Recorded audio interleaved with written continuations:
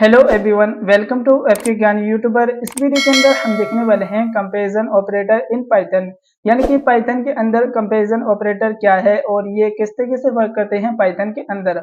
आपने other language में भी पढ़े होंगे कि या फिर आपने अदर लैंग्वेज में भी यूज किया होगा कि किस तरीके से ये कंपैरिजन ऑपरेटर वर्क करते हैं। तो ये आप इस तरीके से समझ सकते हो, यानी कि कंपैरिजन ऑपरेटर का मतलब समझ सकते हो आप। ये दो वैल्यू के अंदर कंपेयर करते हैं।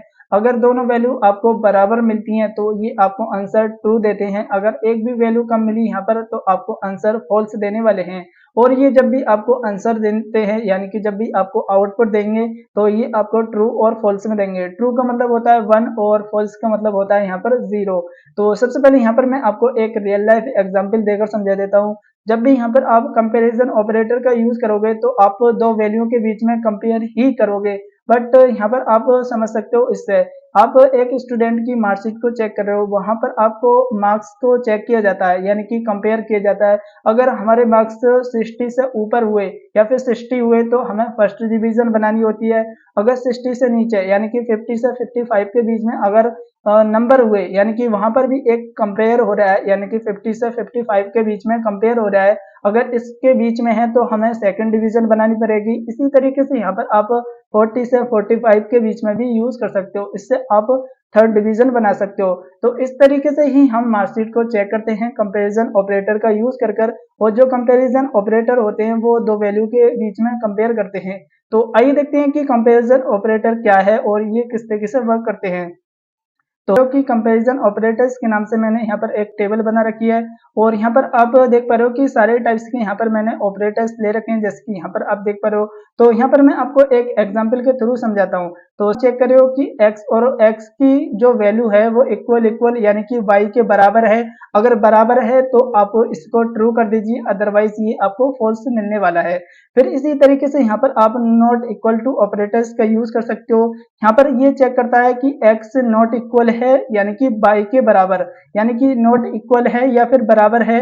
अगर यहाँ पर हमारी कंडीशन एक भी ट्रू हुई, यानी कि अगर x नॉट इक्वल है, यानी कि यहाँ पर आप चेक कर रहे हो कि x बराबर नहीं है y के, तो यहाँ पर भी हमारी कंडीशन ट्रू होने वाली है। तो इसी तरीके से यहाँ पर आप ग्रेटर देन का यूज करते हो। यहाँ पर आप चेक करते हो ग्रेटर देन में, जैसे कि x जो है वो y से बड़ा है।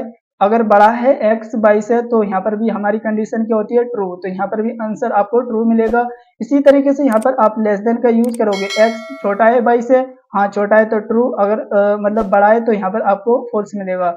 फिर इसी तरीके से यहाँ पर आप ग्रेटर देन और इक्वल टू का यहाँ पर आप यूज करते हो।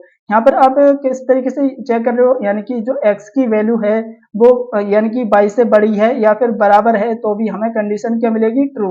यहाँ पर आपको एक भी कंडीशन मिलती है तो हमारी जो कंडीशन होगी वो यहाँ पर ट्रू होगी, नहीं तो फॉल्स होगी। फिर इसी तरीके से यहाँ पर भी आप चेक करो, जो x है वो छोटा है 22 से या फिर y के बराबर है।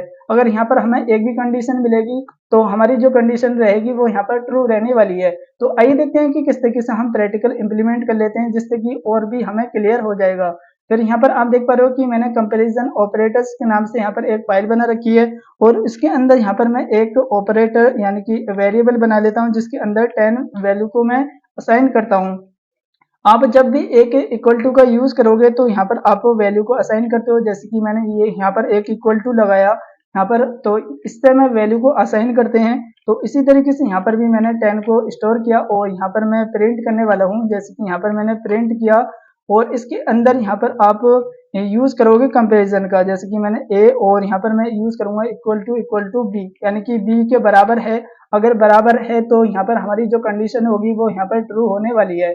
जैसे ही मैं यहाँ पर फाइल को रन करता हूँ तो यहाँ पर आप देख पा रहे हो कि हमें जो आंसर मिल रहा है वो ट्रू में मिल रहा है। तो इस तरीके से यहाँ पर आपको आंसर ट्रू में मिल रहा है। फिर उसके बाद यहाँ पर मैं कंडीशन को चेक कर एक बार 20 कर देता हूँ, तो यहाँ पर हमारा जो आंसर मिलेगा वो यहाँ पर आप देखोगे कि फॉल्स मिलने वाला है। तो इसी तरीके से यहाँ पर आप यानी कि कंपैरिजन ऑपरेटर का यूज कर सकते हो इक्वल टू का।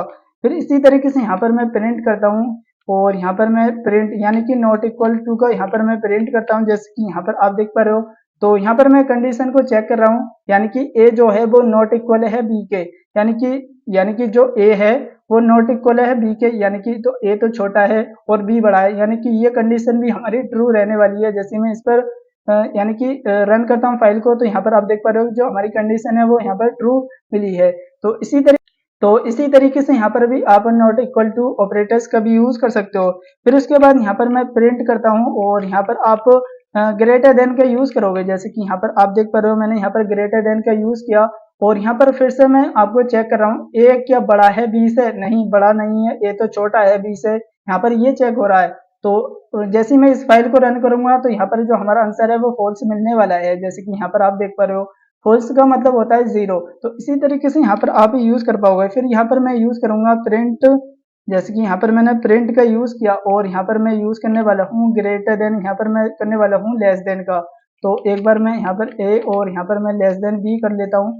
जैसे यहाँ पर मैंने लेस देन बी किया तो यहाँ पर जो हमारी कंडीशन है वो यहाँ पर ट्रू रहने वाली है, क्योंकि हमारा जो ए है वो यहाँ पर चेक हो रहा है, यानी कि ए जो है वो छोटा है बी से, हाँ छोटा है। जैसे कि यहाँ पर आप देख पा रहे हो ए छोटा है बी से। तो जैसे ही मैं इसे रन करूंगा तो हमारी कंडीशन रहने वाली है ट्रू। जैसे कि यहाँ पर आप देख पा रहे हो ट्रू हमें मिल गया। फिर इसी तरीके से यहाँ पर आप लेस देन का यूज कर पाओगे, यानी कि ग्रेटर देन इक्वल टू का। तो सिंपल यहाँ पर मैं ग्रेटर देन इक्वल टू का एक बार यूज कर लेता हूँ।